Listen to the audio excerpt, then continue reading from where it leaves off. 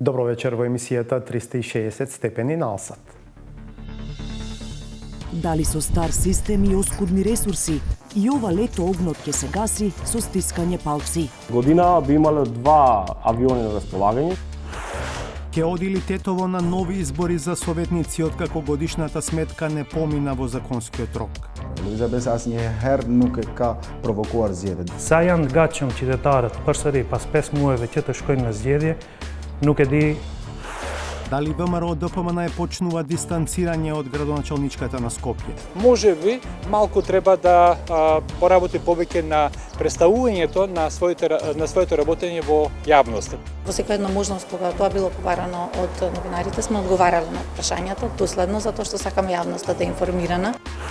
15 на експерти од правосудниот систем, суди, обвинители, адвокати и припадници на МВР учат како најефикасно да ги обучат колегите ширум земјата за примена на посебните истражни мерки.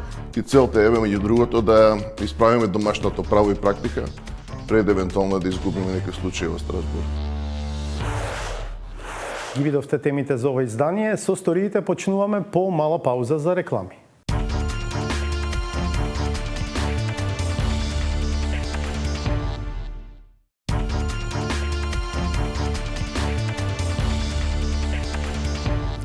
Многу пари и непроценлива загуба за животната средина. Ова се параметрите според кои ги броиме штетите од минатогодишните пожари во земјава. Стара е опремата, слаба е координацијата, не чинат законите, се дел од оправдувањата за тоа што на земјава и требаше помош од странство за да се справи со непогодата. Еден месец пред календарски да почне ново лето, нашата Ирена Каревска се врати на дел од местата каде гореше, а тропна и кај институциите за да провери дали се научени лекциите од лани.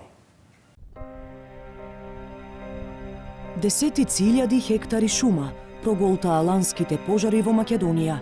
Само материјалната штета е околу 38 милиони евра.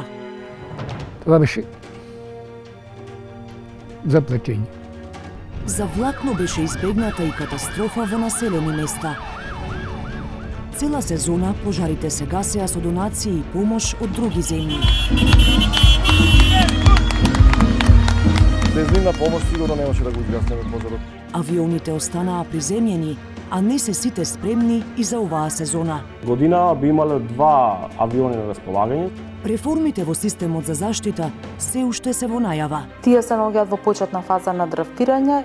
Дали со стар систем и оскудни ресурси, и ова лето огнот ќе се гаси со стискање палци. Да бидам искрен, се надевавме дека утринската роса ќе го изгасне. Деки, побрзо тука може да го прекинем.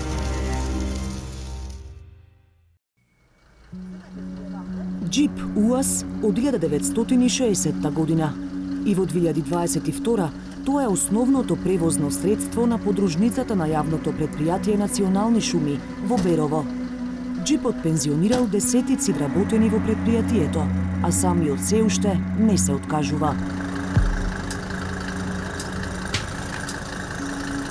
Ова беше главното возило за транспорт на шумските пожарникари во ланската битка со пожарите кои проголтаа голем дел од белите дробови на Малешевијата.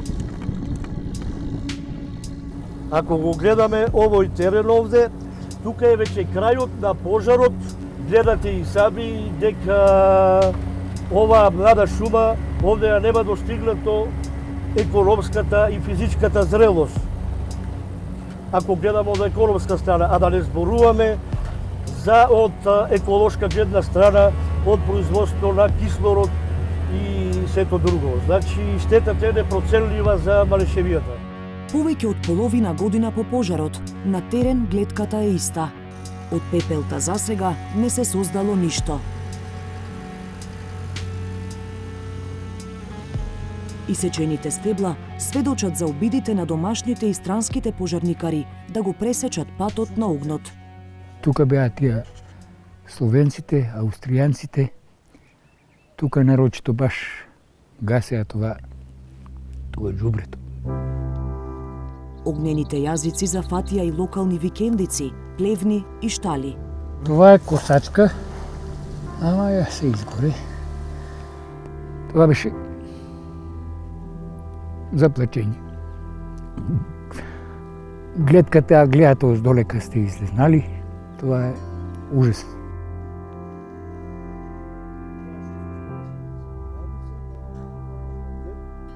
Според проценките на јавното предпријатие Национални шуми, ланските пожари што го зафатија регионот на Берово, Делчево и Пехчево, зад себе оставија повеќе од 4000 хектари опожарена површина. За обнова пак ќе требаат децении. Државата треба да го расчисти теренот, па да го пошумува. Дел од овие акции веќе се започнати, вели директорот на шумското предпријатие во Берово, Владо Клинчарски. Според него, причина за тоа што пожарите во Малешевијата толку ескалираа е недостигот на координација меѓу институциите. Јас ми се чини дека таму може би тоа и затајно.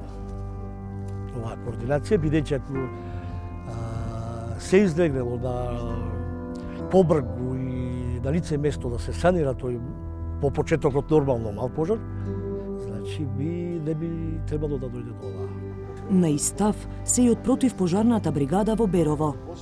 Доколку се реагираше на времено, значи првиот ден, како што ние бевме само некои 20 луѓе на терен, на лице место на пожарот, доколку имаше и механизација, таму ни беше потребна механизација од булдожери, од правење просеки, од гасење исто така од воздушен простор, доколку се тоа реагираше во првите ден или два, можеби ќе се изгаснеше пожарот, но 15-20 луѓе на таков голем фронт не може да направат ништо. До опремувањето на противпожарната бригада во најголем дел се покрива со донации. Командирот Руменовски потенцира дека се потребни крупни реформи во пожарникарството, за да не биде товар само на општините. Противпожарната опрема е доста скапа. Доколку не помогне државата на општините, мислам дека тие немаат доволно средства за да ги доекипираат и со опрема и со пожарникари. Освен странската помош, клучна улога во гаснењето на пожарите во Малешевијата одигра и локалното население. Меѓу активните бил и синот на Владо Терзиски од Будинарци, село кое се спаси за влакно. Сите учествуваа во гаснење? Поучествуваа сите, само се трчеше. Страшна работа беше. Такова да не се деси на никој. Терзиски стравува од реприза. Вели ланската сезона ги покажала слабостите на државата. Каква опрема? Каква опрема? Ако не беа странците, каква опрема имаше?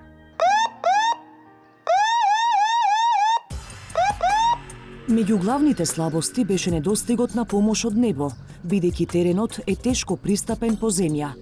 Државава има 3 авиони за гасење пожари, но тие останаа приземјени, поради 2 пропаднати тендера на Дирекцијата за заштита и спасување за нивно редовно сервисирање. Откако кон крајот на 2021, Дирекцијата конечно постигна договор со преговарање без оглас со фирмата што и претходно ги сервисираше авионите, шпански Titan Firefighting Company. На почетокот на мај слета еден сервисиран авион. Да, ова е спремен за летање, значи собира 3 тона, може не е многу за голем пожар, но ако идат сите 3 авиона еден по друго, нели фрлаат еден, па другиот, па третиот додека фрли вториот веќе напунил, па доаѓа и у систем кој ќе се фати онака цел, значи ќе има ефекти, пошто ова е као најдобар авион за гасење пожари. Истиот ден кога првиот авион слета во Македонија, друг замина на сервис во Шпанија. Третиот пак се уште е во дефект и не може да полета од Скопскиот аеродром. Дефектот е ради тоа што овие авиони, откако се набавени од 2009 и 2010, не се чувани под хангари, се чувани на отворено и се изложени и на многу високи температури и на многу ниски температури.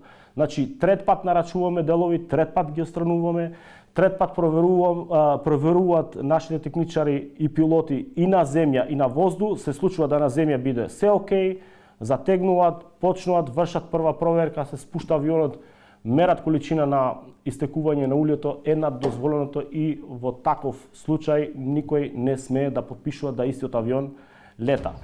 Но зошто се дозволи и годинава 3 авиони да не се на готовс? Откако на почетокот на минатата година пропадна редовниот тендер за сервисирање, Дирекцијата распиша нов со променети услови. Овластениот сервисер Титан обвини дека условите се местат во полза на српска фирма. Максути и тогаш и сега тврди дека менувањето на условите е оправдано, а тендерите пропаднале главно поради поскапите понуди за сервис за разлика од минатите години.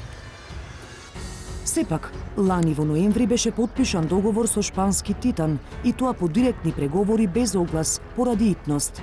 Сервисот ќе чини 400.000 евра. Имало и втора пониска понуда, но Максути вели дека фирмата немала целосна документација и понудата била доставена вон рокот. Сагата со сервисирањето на авионите е под лупа и на обвинителството за организиран криминал и корупција. Но зошто и покрај договорот повторно доцни сервисот на авионите? Максути вели, еден проблем се дефектите на леталата, но вина гледа и во компанијата, за која тврди дека ги пречекорува роковите од договорот. За годинава очекува дека ќе имаме барем 2 авиона за гасење пожари.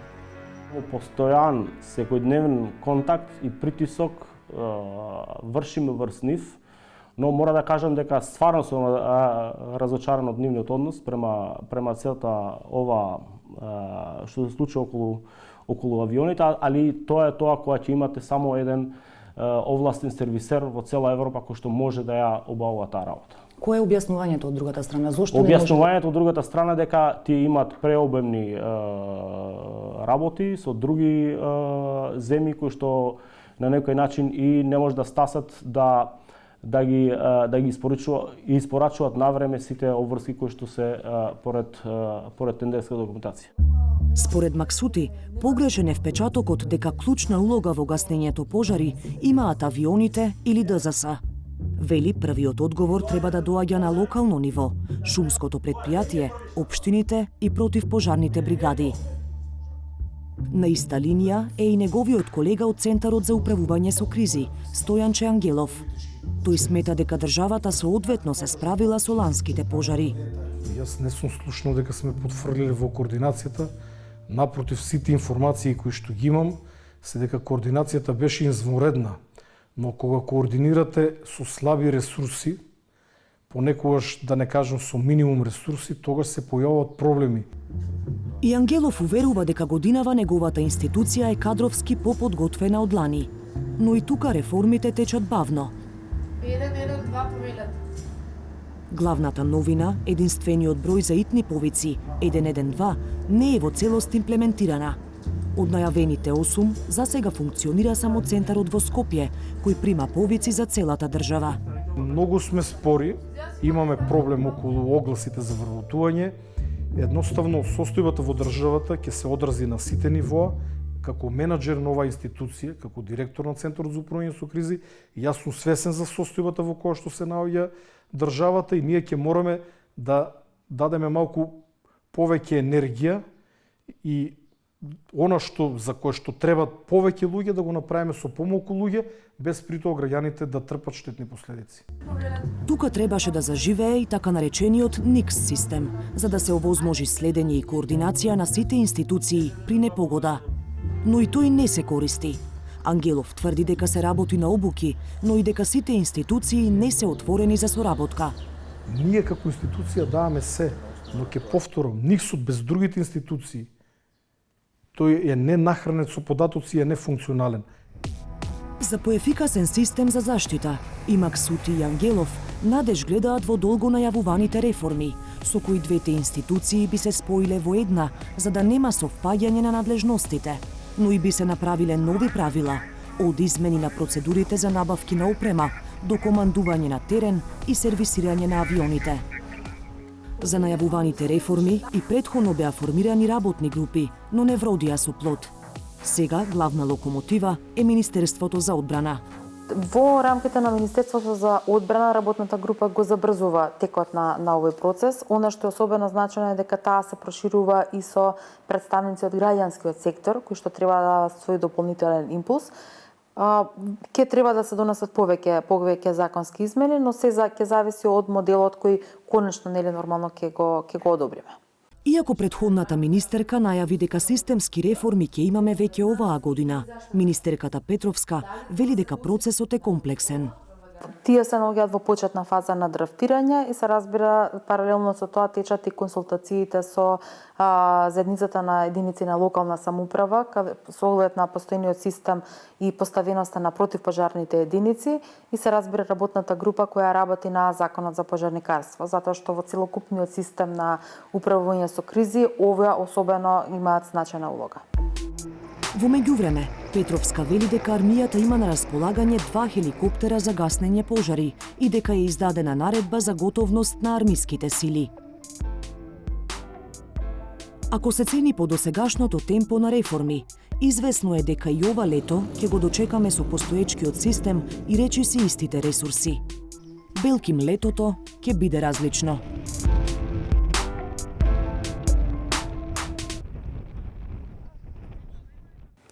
До сега вакво нешто не се случило, велат од Министерството за локална самоуправа, откако Советот на општина Тетово донесе буџет, но не ја усвои годишната сметка за минатата година до 31 март. А ако годишната сметка не помине до тој датум, Законот за локална самоуправа вели Советот треба да се распушти. Патем, годишната сметка не беше усвоена, затоа што администрацијата предводена од градоначалникот Билјал Касами им ја достави на советниците по истекот на рокот. Ќе оди Тетово на нови избори неполна година по последните. Повеќе од Хекура на Кифи. Vetëm 6 muaj pas zgjedhjeve lokale, Këshilli i Komunës më të madhe në rajonin e Pollogut, Tetov, është në prag të shpërbërjes. Arsyeja formalisht është e natyrës administrative. Sipas Nenit 75 paragrafi 4 i ligjit për qeverisë lokale, një nga rrethanat për shpërbërjen e ndonjë këshilli komunal është mosmiratimi i buxhetit dhe llogarisë vjetore të buxhetit deri më 31 mars të vitit aktual. Këshilli i Tetovës me kohë miratoi buxhetin, por jo edhe llogarinë përfundimtare për vitin e kaluar. Ky dokument për herë të parë në seancë u gjet më 7 prill, pra një javë pas afatit, por dhe kështu me vonesë nuk kaloi para këshilltarëve dhe jo për shkak të bllokatës së opozitës. Ne si këshilltar të Bashkimit Demokratik për Integrim dhe disa këshilltar të opozitës, me thonë që e bëjmë atë blokun opozitar në Këshillin Komunal, e votuam llogarinë përfundimtare, kurse nga bloku i pozitës që e bëjnë koalicioni i këshilltarëve që e kanë shumicë, nuk e votuan llogarinë përfundimtare me kërkesë për informacione shtesë. Blerim Osmani është koordinatori i grupit të këshilltarëve të BDI-s, të cilët janë në opozitë në Këshill. Ai pohon se kriza në komunë është shkaktuar nga shumica. Dhe këtu bim do me thënë që është paradoksale vetë nga mosmarrveshjet brenda koalicionimit dhe nga mos aftësia e menaxhimit nga po e njëjta parti e cila e ka edhe kryen e komunës, kryetarin e komunës edhe kryetarin e këshillit, ne jemi sjellë në një situatë të ngërçit në Këshillin Komunal. Dhe kjo mendoj se nuk është serioze. Kryetari i Këshillit, i cili është nga rradha televizjes Beza, konfirmon se ka qëndrime të ndryshme në koalicion, por ai e ul topin, duke puhuar se ato dallime mendimesh nuk janë diçka e pazakont. Llogaria përfundimtare ishte njëri ndër faktorët që solli deri tek ky ngërsh. Shpeshherë neve kemi pasur qëndrime, do të thosha jo të parafërta, po qëndrime të kundërta ose deri diku ndryshim qëndrimesh me partnerët e koalicionit. Nga lista e pavarur, më e mira për Tetovën, pak 2 këshilltarët e së cilës nuk mund të formohet shumica në Këshill, thonë qartë, nuk kanë votuar për llogarinë përfundimtare sepse është dorëzuar shumë vonë. Për këtë, fajin e shohin edhe te kryetari i komunës. Ajo që solli deri te problemi ka të bëjë me llogarinë përfundimtare, po nuk buron nga ne, po buron nga mos respektimi i afateve ligjore nga administrata e komunës, gjithsesi nga kryetari i komunës. Shumica në Këshill e përbër nga Besa, Aleanca për Shqiptarët, VMRO-DPMN dhe të pavarurit nga më e mira për Tetovën, zyrtarisht nuk është përbër. Por këto mosmarrveshje mes partisë së Kasamit dhe këshilltarëve të pavarur nuk janë të parët në skenën publike. Mbas cilit inspektor, cilit vendim, kush atë vendimin e aprovoi dhe të pritën deri te shkolla e muzikës kryetar. Ne një kryetare e çuam shtëpi për këto punë. Kryetari i komunës gjatë një inspektimi të aktiviteteve ndërtimore në një rrugë të qytetit para një muaji u zonë prit nga këshilltari më e mira për Tetovën, Hamdi Sulejmani.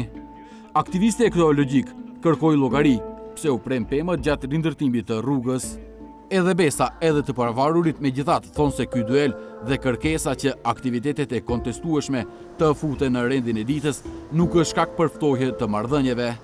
Nga këshilltarët e shumicës kishte një propozim që të shtohet edhe si pikë e rendit ditës informat për rrugën Strasho Pinxhur, informat ndaj qytetarëve, ndërsa unë vlerësova që ajo pikë duhet të jetë pikë e rendit të ditës, por praktikisht dhe historikisht siç ka funksionuar edhe nevoja siç e lipte atë ditë që llogaria përfundimtare të jetë si pikë e parë apo e dytë e rendit të ditës si më e rëndësishme, vlerësova që ajo pikë duhet të jetë e tetë e rendit të ditës. Ky është arsyeja që edhe këshilltarët e shumicës nuk e përkrahen rendin e ditës, siç e dini edhe ngelën 15-15. Jo, absolutisht. Ajo ka qenë vetëm një problem e cila është desh të diskutohet. Gjithçka që ndodhi, problemi i këshillit që ndodhi nuk ndodhi në seancën e 10 ku duhet të diskutohet edhe të qartësohesh puna me rrugën Strasho Pinxhur, po ndodhi në seancën e 9 ku nuk u votua llogaria përfundimtare. Vonesa në votimin e llogarisë përfundimtare solli deri te ky problem në Këshill. Duke qenë se llogaria përfundimtare e vonuar nuk u miratua, kryetari Bilal Kasami tashmë ka njoftuar Ministrinë e Veqeverisjes Lokale, që është edhe obligim ligjor. Nga dikasteri u udhëhequr nga Goran Milevski nga PLD, thonë se ky është rasti i parë i tillë. Ова е прва ваква ситуација, кога Советот го има донесено буџетот, но не и годишната сметка за претходната година и од тука прашањето е комплексно. Одлуката ќе ја донесе владата, земајќи ги предвид и мислењата на надлежните институции, зашто согласно Законот за локална самоуправа има рок од 1 месец од приемот на информацијата. Nga qeveria për 360 gradë kanë konfirmuar se shkresa nga komuna e Tetovës tashmë është përcjell tek ata dhe se afatet po rrjedhin. Во таа насока сакаме да потврдиме дека дописот е во владина постапка, но до сега на одржаните седници не се разговарало во однос на ова прашање. Веднаш по завршување на потребните процедури и донесените заклучоци или решенија, јавноста ќе биде навремено информирана. Bashkëbiseduesi nga Këshilli i Komunës së Tetovës thonë se nuk duan të ekspozojnë qytetarët në argjime dhe zgjedhje të reja, por edhe se janë të gatshëm edhe për atë hap, nëse nuk ka alternativë. Lëvizja Besa asnjëherë nuk e ka provokuar zgjedhje, duke i ditur rrethanat me të cilat përballen qytetarët me krizën ekonomike, rritjen e çmimeve dhe duke u thirrur në parimin atë që mandatet e kaluara të cilat kanë qenë udhëheqësit paraprake, shumë punë kanë lënë gjys dhe duhet shumë punë të bëhet. Megjithatë, nëse na imponohen zgjedhjet, ne jemi të bindur që fryma e zgjedhjeve të kaluara për kryetarin e komunës do të vuloset edhe në zgjedhjet për këshill. Patjetër që do garoj. Tani ne kemi ende më tepër përkrahës dhe kemi ende më tepër persona të interesuar që duan të bashkangjiten listës, ka persona me ideale që besojnë se me të vërtet mund të bëhen punët më mirë dhe mund të përmirësohet gjendja në këtë qytet. Sa janë të gatshëm qytetarët përsëri pas 5 muajve që të shkojnë në zgjedhje, nuk e di, besoj se duhet vlerësohet më gjerë kjo. Mirë po, a do jetë zgjedhje, do të shohim si do të japin verdiktin qytetarët nëse shkohet në zgjedhje. Sipas dispozitave të ligjit për veqeverisje lokale, nëse këshilli shpërndahet, do të votohet vetëm për zgjedhjen e këshilltarëve dhe jo për kryetar komune. Dhe nga momenti i shpërbërjes së këshillit deri në zgjedhjen e një të riu, këshilli drejtohet nga kryetari i komunës. Në rastin e Tetovës, kjo do të nënkuptonte se këshilli përkohësisht do të kryesohet nga kryetari i komunës Bilal Kasami, administratet e cilit vonoi në dorëzimin e llogarisë vjetore deri te këshilli, për shkak të cilit këshilli do të shpërndahet. Дали ВМРО ДПМН почнува да се дистанцира од градоначалничката на Скопје Данила Арсовска, за чија кандидатура отворено застана на ланските локални избори? Прашањето се наметнува не само поради руморењата зад сцената, туку и поради се почестите јавни сигнали дека шкрипи на релација ВМРО ДПМН и Арсовска. Петар Клинчарски разговараше со директните актери. На 20 април годинава Советот на град Скопје ја одржуваше 9-тата седница. При крајот дојде ред да се закаже и седница за советнички прашања. Тие сесии вообичаено се најдобра шанса советниците да побараат и да добијат одговор од градоначалникот. Предложивме 2 термини до кабинетот на градоначалник, се надам ќе добиеме одговор. Четвртоците се 5 или 12 мај. Председателот на Советот на Скопје кој ги предложи термините, Трајко Славески, е кадар на ВМРО ДПМН. Терминот за одржување на седницата за советнички прашања падна на 11 мај, бидејќи следниот ден, на 12 градоначалничката Даниела Арсовска требало да патува надвор од Скопје. Но и на договорениот датум Арсовска не дојде. Не само што опозицијата не доби шанса да поставува прашања, туку и председателот на Советот кој доаѓа од партијата што застана за нејзината кандидатура за градоначалник, беше ставен во непријатна позиција. Градоначалничката не е тука, дали имате информација дека градоначалничката ќе дојде, нема да дојде, тоа сакав да прашам. Господите градоначалник е уредно поканета, немам информација во врска, мислам нема информација дека нема да дојде. Ја очекуваме. Во ред, тогаш да замолам за 5 минутна пауза доколку може некој од кабинетот да ни каже дали ќе дојде или не. Опозицијата на крај ја напушти седницата, а на јавна сцена се засили впечатокот дека комуникацијата и односите меѓу ВМРО ДПМНЕ и градоначалничката Арсовска не се на завидно ниво.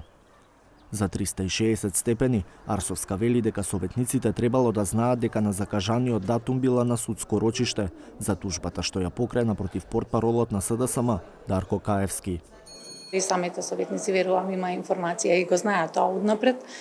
Не можев да присуствувам затоа што законски бев задолжена да бидам на друго место, односно имав судско рочиште. И од таа причина, нормално, во моја замена беа тука представниците на градот, исто така и представниците на јавните предпријатија, на установите и директорите на училиштата, кои што практично имаа потреба на тој ден, односно има обврска на тој ден да ги одговараат советничките прашања. 360 степени разговараше и со Трајко Славески, човекот кој требаше, но немаше информација зошто ја нема градоначалничката на седницата што тој ја закажа. Неколку дена понастанот рече дека не требало да се прави проблем од неприсуството на градоначалничката, бидејќи и така многу одговори се барале во писмена форма. Мислам 90% од нив, кога ќе излезат на говорница, дали се од позиција или опозиција, барат на писмено да ги добијат одговорите, така што мислам дека не треба да се прави проблем од неприсуството на градоначалникот Арсовска. Можеше да се добијат и директни одговори на седницата, а секако имаме голем број на прашања чии одговори се во подготовка. Иако Славески јавно не беше критичен кон Арсовска за конкретното прашање, неколку неодамнешни настапи на негови сопартици креираа перцепција дека ВМРО ДПМНЕ се дистанцира од градоначалничката на Скопје. Во гостувањето во 360 степени, подпредседателот на ВМРО ДПМНЕ Александар Николовски доби прашање за најавата на неговата партија дека ќе го блокира собранието во контекст на слично сценарио во град Скопје. Не одговори дека тоа би било безпредметно. Може ли СДСМ и ДУИ сега да кажат, да речеме, го блокираме Советот на град Скопје затоа што Даниела Арсовска е катастрофа за Скопје? Тоа е легитимно на една опозиција, во моментов се тие опозиција. Разликата помеѓу локалната самоуправа и централната власт е што во локалната самоуправа нема можност за предвремени избори за градоначалник, освен, не дај Боже, ако има сам се нешто несакано. Или нешто друго се случи. И лидерот на ВМРО ДПМНЕ Христијан Мицкоски, кој неодамна гостуваше во Топ тема, одлучи да не ја брани Арсовска кога почна да добива критички прашања за нејзиното досегашно работење. И верувате дека Даниела Арсовска не ви губи гласови? Со незиното, по мене, не работење. Даниела Арсовска е кандидат која што дојде како независна ВМРО ДПМНЕ во рамките на кампањата ја поддржа, како што ја поддржа и други политички партии. Сем преваруваше со бројчето 82.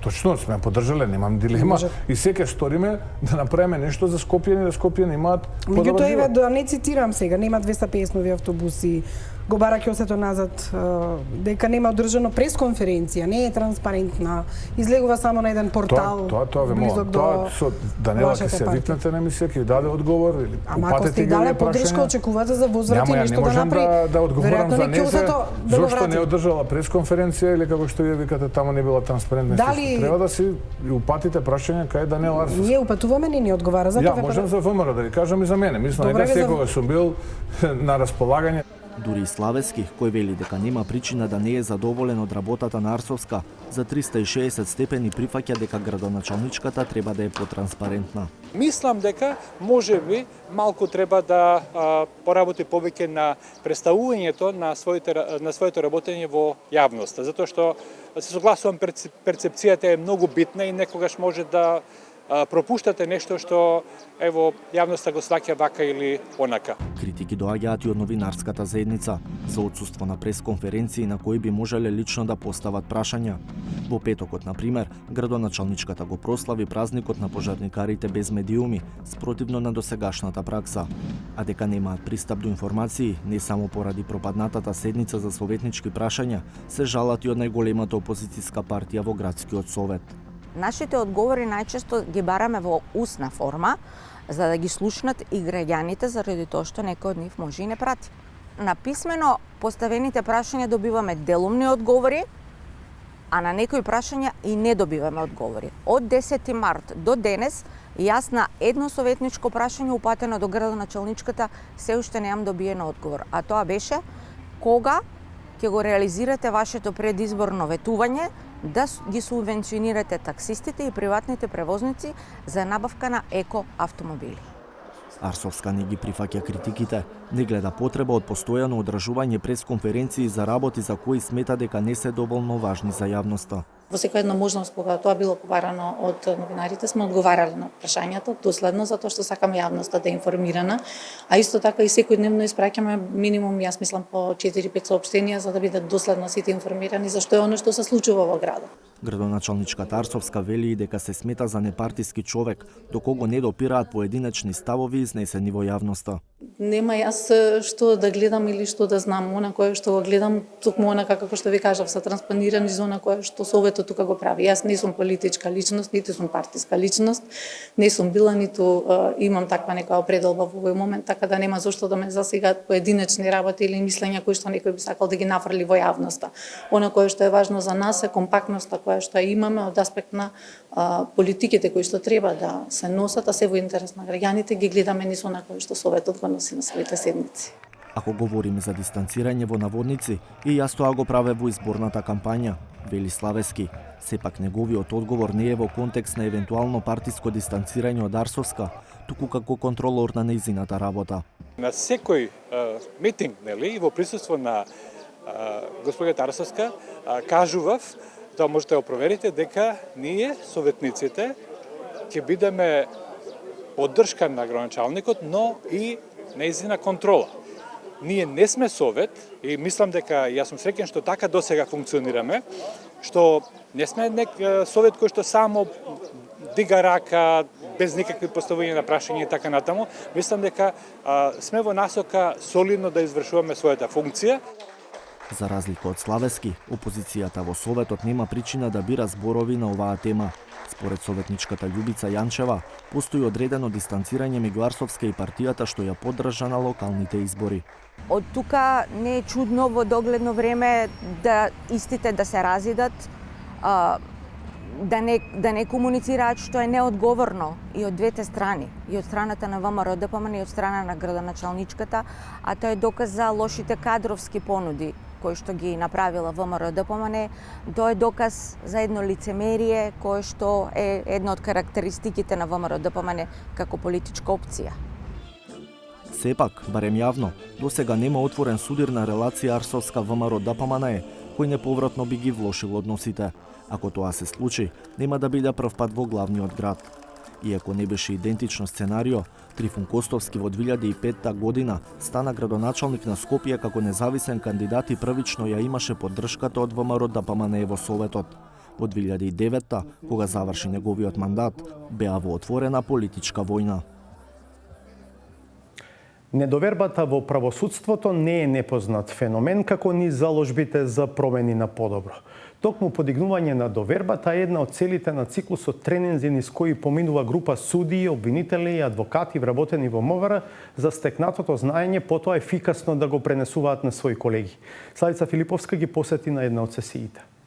И сакале денеска да го чуеме вашето искуство или мислење на оваа проблематика. Ви благодариме, се надеваме дека ќе допринесеме за менаџери. Ова се така наречените агенти на промени. 15 на експерти од правосудниот систем, суди, обвинители, адвокати и припадници на МВР учат како најефикасно да ги обучат колегите ширум земјата за примена на посебните истражни мерки во нивните професии.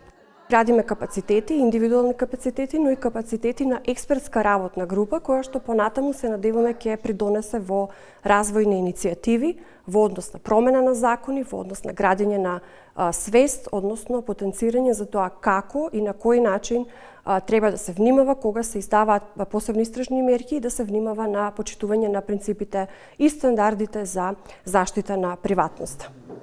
And in fact, what we've seen in this group already is really a transformation in understanding of what's important to focus on in training and facilitation. So refocusing from data, from laws, from procedure, and focusing on what are the key issues or problems related to these topics? What are the challenges present for our legal system, but also our society at large? What values do we want to uphold and enforce, and why? And those are the questions we see the group tangling with, and we see them really resolving. А посебните истражни мерки се законска опција што може да се примени во борбата против тешки форми на криминал и загрозување на јавната и националната безбедност. Вкупно се 12 на број, од следење и снимање на телефонските комуникации, снимање во приватен простор, тајно следење, до симулирано давање и примање подкуп или постфестум вештачење на електронските комуникации. Професорот Гордан Калајџиев предупредува дека посебните истражни мерки треба внимателно да се користат за судските случаи во кои се доказ да не дојдат до Страсбур поради упад во нечија приватност. Тој дел од учесниците на обуката изработија и прирачник за спроведување на мерките за следење на комуникациите. Точно е дека имавме сериозни проблеми во практиката врзана со користењето на посебните истражни мерки и затоа добивме и, знаете, имавме и големи афери и сериозни опомени од меѓународните фактори институции, вклучително и групата на експерти на ПРИБЕ. И ова е една од, да речем, од реакциите на еден план. Македонија може да очекува дека дел од овие проблеми, слично како Република Хрватска, би можеле да дојдат во Страсбур и целта е, меѓу другото, да исправиме домашното право и практика пред евентуално да изгубиме некој случај во Страсбур. Како е можно во еден правосуден систем да има различна пракса за една иста работа? Законите никогаш не се идеални. Секој закон содржи или содржи празнини, или евентуално содржи можеби контрадикторности во самите одредби на еден закон или некои евентуални контрадикторности со одредби од други закони кои што нели нужно се поврзани со конкретниот закон. Во правото е многу важно толкувањето. Значи, може да имате една одредба, но од различни страни да биде различно толкувана, доколку остава самата таа одредба, остава простор за такво нешто. Според Законот за кривичната постапка, употребата на мерките е оправдана за справување со најтешките кривични дела и тоа само кога се исцрпени сите други можности за расчистување на одреден случај. Пред да ги применат, обвинителството и полицијата мора да добијат судско одобрение. Аргументацијата која што ние како јавни обвинители треба да ја понудиме пред судијата на претходна постапка, да го убедиме дека навистина ова е единствен начин да се дојде до одредени докази, а да сепак со нарушувањето на приватност и на човековите права се стигне до една друга вредност која што е потребна да биде пронајдена и презентирана низ еден процес. Обвинителите велат дека во одредени случаи пи мерките се навистина неопходни. Таков случај беше и пример со подкуп, давање подкуп, за кој што ние како основно јавно обвинителство бевме надлежни. И верувајте ми, навистина не можеше на друг начин за ова кривично дело да се обезбеди доказен материјал, освен со примена на посебна истражна мерка, која што вроди со плод и тоа за 2 дена, токму за нова година. За 2 дена беа обезбедени доказите, за 2 дена добивме и признание на вина и беше завршен предметот. Серијалот Работилници ширум државата покажал различна пракса. Користењето посебни истражни мерки главно е концентрирано во Скопје, каде судиите пак речиси да не одбиле барање. Воопшто не е лесно да се издаде посебна истражна мерка. Одговорноста е навистина многу голема на судијата, затоа што Министерството за внатрешни работи и јавниот обвинител прават една сеопфатна анализа се до оној момент додека не го поднесат барањето до судот. Веќе кога е поднесено барањето кај судот, топката е префрлена кај нас. Ки кажете да, нема барање кое што е одбиено, меѓутоа барањата не се одбиени затоа што законската регулатива не е спроведена на оној начин како што треба да биде, за да судијата може да постапи и да ја одбие посебната истражна мерка. Одбиваме само кога е формална причина. Тоа ќе треба во иднина да се реши, за да ја обезбедиме комплетната доверба на граѓаните кон нас, зошто и од кои причини судот издава посебна истражна мерка или истата ќе има причина да ја одбие. Што во овој случај, чисто сакам да прашам. Но од друга страна, примената на мерките е упад во приватноста на поединци, па затоа адвокатите бараат нивно минимизирање во кривичните постапки. Па се соочуваме со многу повреди на самите постапки. Ние како бранители во постапките одредени права кај што ги застапуваме лицата према кои што се применети тие посебни истражни мерки, немаме можност, нов вид на документација. Многу од нас бранителите немаме сертификати безбедносни, за да можеме првично да се запознаеме со материјалите кои што ќе бидат во текот на постапката искористени, а со тоа се овозможува правото на одбрана и ефикасно и брзо завршување на самите постапки. Може ли употребата на посебните истражни мерки да се сведе на најмал можен број? Минимизирањето е процес кој што значи сето она што не е битно од доказен аспект, а задира во приватната сфера, да биде елиминирано, а да се стави фокус само она што е битно и што има доказна вредност за кривичната постапка. Се обидовме преку овие обуки да ставиме акцент на минимизацијата и тоа во најраната фаза се до фазата кога тие докази се изведуваат на главна расправа, односно во текот на кривичната постапка која што ја води судот. Идејата наша е да кажеме дека тајна е посебната истражна мерка, но воопшто не е тајна самата постапка. Не е тајен начинот на кој што судиите одлучуваат и ги издават. Зошто одредена посебна истражна мерка е издадена? Односно, цела оваа група има за цел да ја врати довербата на граѓаните во судството, особено во делот на посебните истражни мерки и прислушкувањата. А прислушувањето им стана блиско и на граѓаните, но не како легална алатка. Сушност, во јавноста стана популарна злоупотребата на оваа примерка.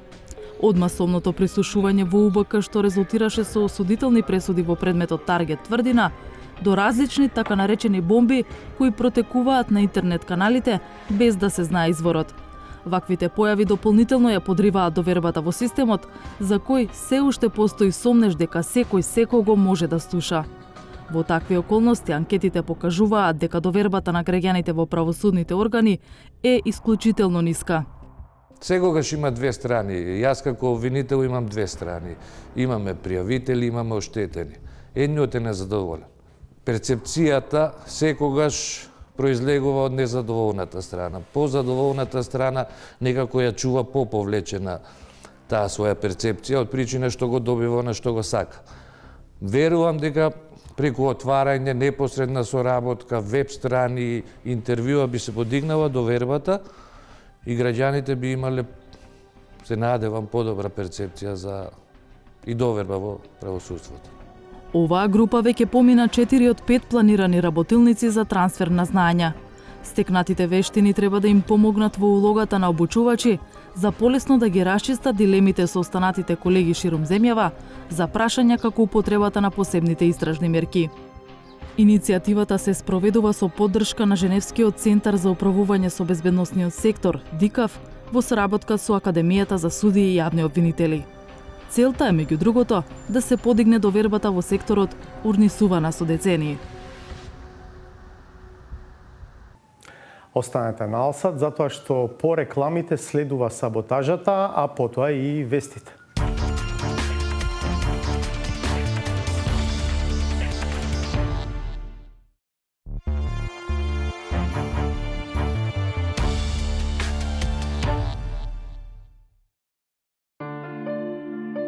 Нашите од преку океанот обелоденуваат огромни тајни кои за жал никаде не може да се прочитаат, бидејќи длабоката држава го контролира светот. Предупредувањата мора да бидат земени предвид. Се заканува огромен бран мигранти. Народо масовно бега од Канада, луѓе од Канада, демократска земја позната од цел свет меѓу 7-те најразвиени. Глеј што направи една тотална будала на Канада, а не па на вас там Македонија. Сите вие што може да влезете на, ама нема ги криет, тама нема да ви го дадат на вести.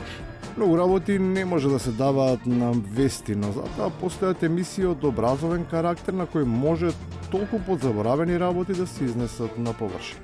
Меѓу нив и очигледното влијание на македонскиот јазик врз британската, па и врз светската лингвистика. Самиот збор историја, history, значи нечија приказка, нечија сторија. И се стори, нешто што се сторило, да. Пак е македонски збор. Не, македонизам е чист, нема што тука да дискутираме, али више у англиска транскрипција значи приказка. Оттаму може би е реално и ние да направиме исчекор и следејќи го примерот на дамнешната островска традиција и приказките, да ги престориме во реалност. Дури и да ни недостига малку сина крв, може да ги искористиме нашите браќа, потомците, кои нашите прататковци ги оставија на Хималаите. Не ми е време, ако возобновивме предоцна црква, да возобновиме и монархија. Ќе отидеме кај хунзите, кралот на хунзите, ќе ни даде благослов и ќе воспоставиме македонска монархија лоза. Така моќни, веројатно и нема да имаме проблем да ги решиме недоразбирањата со Бугарија, но доколку тие и натаму продолжат да ни прават пречки на интегративниот пат кон Европската Унија. Адутите, кои ни стојат на располагање, треба да ги ставиме во погон. Има решение за нашиот проблем. Кое? Не гласаме за влез на Финска и Шведска во НАТО, ако не ни се реши проблемот со Бугарија. Безусловно. Доколку и во таква ситуација нема разбирачка, тогаш е реално да кажеме крај, без оглед што тоа ќе предизвика промена на имињата на некои од емисиите, кои биле побудени од таа желба да се биде во друштво на кое изгледа не му се припаѓа. Време е за еспресо со Златев и Боцевски, еспресо кој ние го крстивме во оваа емисија, но за жал, 2 месеци ќе направиме, а него ни видовме еспресото, се уште немаме еспресо апарат. Со турско си тера. Али, уште си тера по турско целава работа. А и турското, да ви кажем искрено, па и не е толку лошо. Воопшто не е лошо, да. За разлика, да речеме, од еспресото е многу подобро за метаболизмот. И на крајот, за тоа, од каде доаѓаат мајмунските сипаници? Тогаве некој козак фатил горило, го плеснал и направиле вирус. Вируси, како што може да се забележи, има на сите страни. За среќа, од оние кои настануваат со плескање постои заштита, но за жал не и од оние кои се шират со трескање.